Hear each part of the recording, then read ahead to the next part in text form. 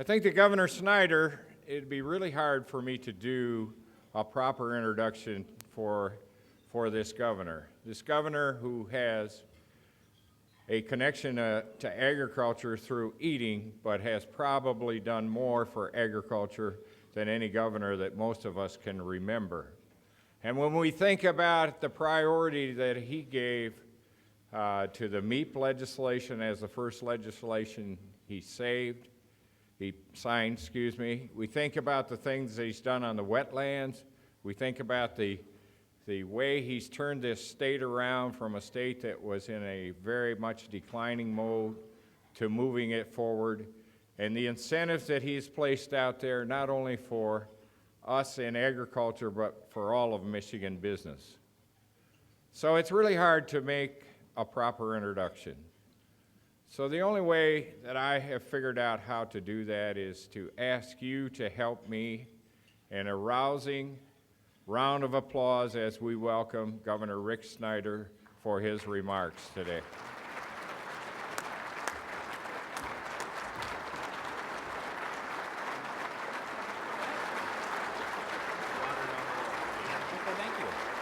Well, thank you. Thank you very much. Please be seated. Well, thank you. That's a great welcome. Thank you. That's exciting.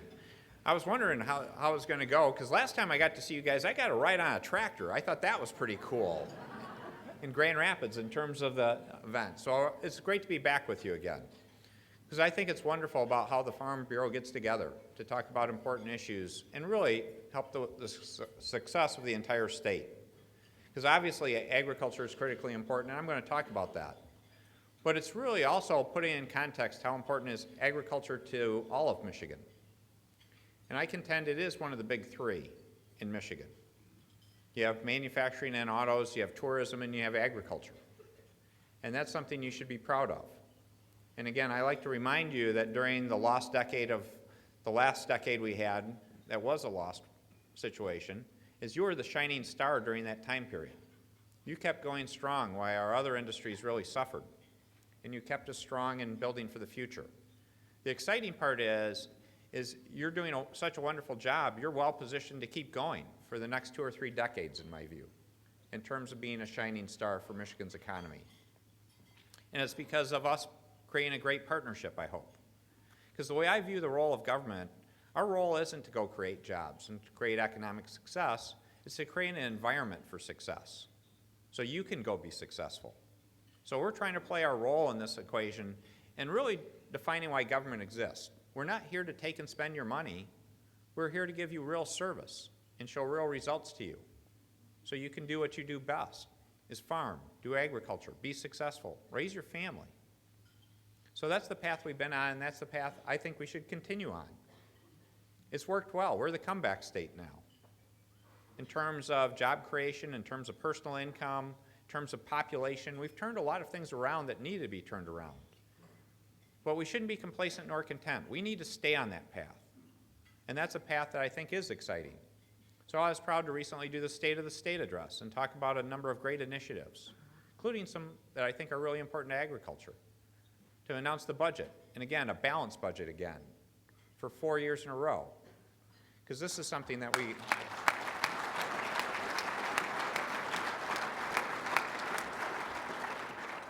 that's something we should be proud of. I like to joke to people, and it's not just a joke, it's great being the token CPA governor in the country. I think we could use a few more in terms of balancing budgets. Because if you think about it, we started with $1.5 billion deficit. The next year we had a small surplus, the next year bigger, and a good surplus this year. And the real question is we shouldn't be playing politics with this money. It's too important. We should be acting like a family and making smart investment decisions, putting some money in our savings account, paying off our long-term debts, and then giving tax relief to hardworking people to say, if we don't need that dollar, we should have you keep it or give it back to you. That's good government. So we're going to continue on working on those things. But with respect to agriculture in particular, there are so many wonderful things going on. One thing when I took office, we were about $91 billion in terms of the industry. It's great to hear the number 96 now. Now, I hope to be around, continuing as governor, I hope to hear a round number with another digit in it fairly soon. not to create any stress or tension here, but I think it'd be really great if we could get to that $100 billion number pretty quick, because it's wonderful progress. We're on a path to see that happen, though. One number that's really exciting is the growth in exports. The growth in exports last year was 16%. And that's what I meant when you look at a bright future for Michigan agriculture. I can only see that number continuing to be a very strong number for years and years to come because of the outstanding work you do. Because the big three within agriculture I always like to talk about are research and development, value-added processing, and exporting. Those are fundamental things that can really make a difference. In terms of each one of those, research and development, we're continuing to make investments there. And I was proud last year we created something new, strategic growth initiatives, that we invested a couple $1 million in on how to promote the agriculture industry and food products in our state. That ties both to R&D and value-added processing. And it's again in this year's budget to say, how can we be smart about using limited resources to really move the needle, to allow us to have more opportunities to be successful. On exporting, we're going to continue to do trade missions, to have dialogues with parts around the world. And you've got a great Department of Ag Director, Jamie Clover Adams, who makes those trips with me, about spreading the word about the opportunities to sell more products in different corners of the world. The best combination is if we can do more value-add processing to go as part of that. That was one of the cool stops I had this last year. We had a great activity with Vlasic consolidating their operations in Michigan to continue a legacy we've had for pickles for a long time in our state. But let's do it in other industries. Let's keep going there. In terms of other things I'm recommending in the budget that I think are helpful, additional dollars for food inspection and dairy inspections. One thing I always enjoy working with the ag industry is you really appreciate the importance of inspections done right. That food safety is a critical issue that we should never shortcut because it's fundamental to the success of all of us and the safety of our citizens. So thank you for your great support in that. Pest management in other areas, invasives. We're going to start working those issues much harder. Given that we have resources to do it now, we do need to do more with pests and invasive species in our state to further protect our state. In terms of new activities, one that I think is very helpful to hopefully a good chunk of you is the whole issue of the Office for New Americans. In terms of having a workforce there to help make sure you can bring those crops in and be successful. That's too often we have people that don't understand the importance that they play in terms of having a great group of people to come in to make sure those crops come off the field or off the tree. So that's something I need your help in spreading the word, because too often people want to fight that issue. It's not an issue we should fight, we should embrace. So I want to be proactive, so we've created an Office for New Americans. So many of these are good things. We're just going to stay on this path for success. I'm really excited about the future again. That's where I look out there and see, I see that $100 billion number happening sooner rather than later. But I appreciate the partnership. We'll make it happen. But I appreciate the partnership, and one thing I would ask you to do, one action item, is to really talk about Michigan when you have the opportunity. Because as you travel around or people come visit you, one thing that we need to do more of, as we've become the comeback state and we have success, I'm asking you to do something that's probably not a natural act, is to be loud and proud about the great work you do, and to speak up about the wonderful agricultural efforts you have going, about the wonderful success you have, and about how things are going in Michigan. Because the easy answer is, I bet most farmers are not known for talking about all the great stuff going on. Now, we need you to speak up. Because again, if we don't tell people, who will know that?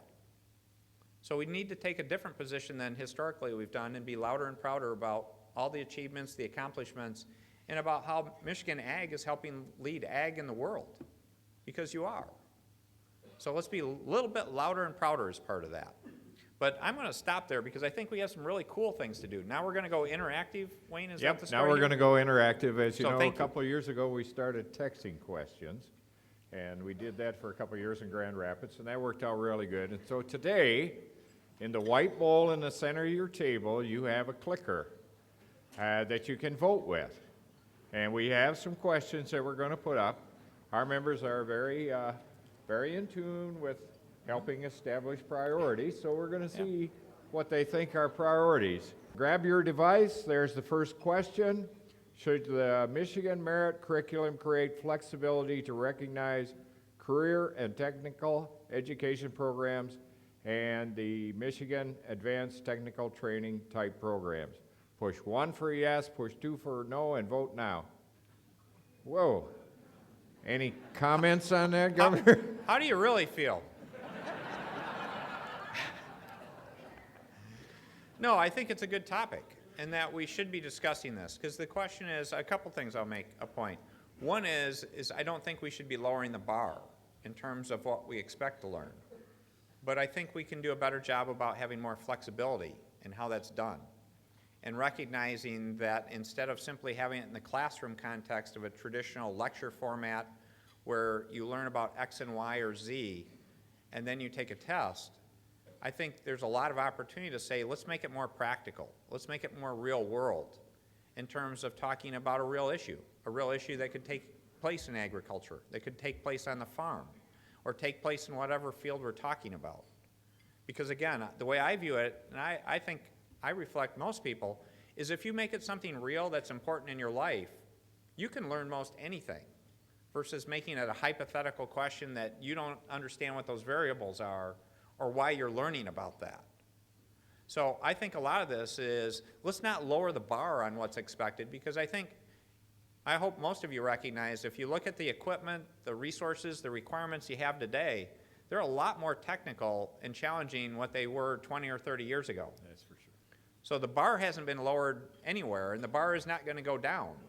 But in terms of how we learn it and how we interact and how we really put it to work, I think we can do a much better job. And in fact, that's why I was excited to help create Math Squared, that program there, to say it's about apprenticeships. It's not just about theoretical learning. Okay, we're going to go to question number 2. This is going to challenge you a little more because you got 3 choices now. And the numbers by the choices will correspond with your keypad. And which is the following most concerning to your farm? Road and infrastructure challenges, adequate labor supply, energy supply, and cost. And vote now. Well, I'd rather have that first result, though, in terms of... I think that gives you a pretty good idea where this group is. Michigan agriculture is diverse, and they're also diverse in the most concerning issues to their farm. Yeah, all 3 are on the list of priorities because they're all 3 critically important, and you can see that by it's a relatively even split in many respects. Obviously, roads. We found pothole season has started early this year, and it's severe. And everyone knows in Michigan we've got crummy roads. The question is, how do we come up with a solution? So I'm going to stay in terms of, on the topic of, let's get a comprehensive transportation solution. Because the real question is it doesn't work for the long term. And we're just looking at a gigantic bill if we don't do something more adequately there. In terms of labor availability, I'm actually interested to see it's that high here. That's something I learned from the last session we went to in terms of talking to a group of young farmers. Yep. One of the things we should not underestimate is the importance of having people interested in working in ag, and particularly people with the right skill sets. So again, this is where I think we need to do more work with what used to be VOED, but career tech centers with community colleges, other programs. That's where FFA, and there's some wonderful programs out there. We need to do more to encourage people to have an interest in the field. And then finally, energy supply and cost. That's something that over the next year we're going to be rolling out a comprehensive energy policy. We've got a policy that was stated to go through 2015. We're going to come out with a new policy through 2025 to really focus in on how to be more efficient, because we can do a better job, and we can also leverage Michigan resources even better. We're a strong natural gas state. One problem we're having right now that many of you may be facing is we have a propane shortage across all the Midwest. And so we've been very diligent about working on propane right now. So these are critical issues, all 3 of them. Okay, we're going to try and squeeze this question in, Governor, because it's kind of important. If we can get question number 4 up there. Well, I like that answer. I like that answer, too. The one question I'd have for those of you that are in the 10%, though, if you have an opportunity, please contact our office. Let me know what you don't like about the 10. Because the way I view this is, I think we made tremendous progress economically. If I think back to 2009 or 10, I don't think any of us want to go back to that day or those days. And the real question is, hopefully we've made tremendous progress. But I can share with you, I'm not complacent nor content, as I said earlier, with where we're at. I view this as a journey. And this is a journey you don't stop. Actually, if anything, I'm happy to go faster, to continue this trend of showing success. So to those of you, particularly in that 10%, please feel free to give Wayne or other people feedback. They'll pass it on to us, because if there's an issue, let's get the issue on the table. And I have that model of relentless positive action. It's not about blame nor credit. It's like, what's the problem? Let's solve the problem, and let's keep going.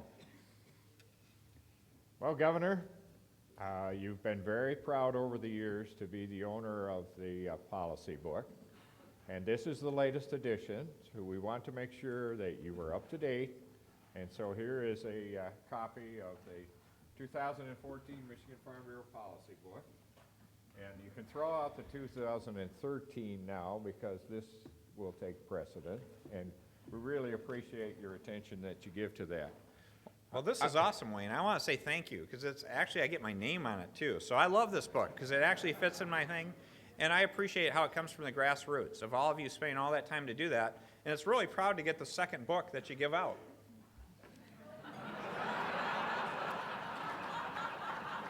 Actually, today would be the second book.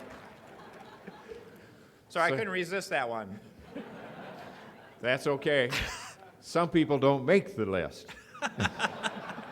No, I'm glad to get a book. As long as I'm getting a book, I'm good.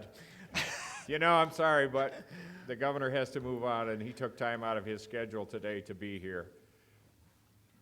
I'm just going to ask you once again, isn't it great to have a governor who not only recognizes agriculture, but gets it and gets what an economic driver the agriculture is for the state? Let's thank Governor Snyder for being here today.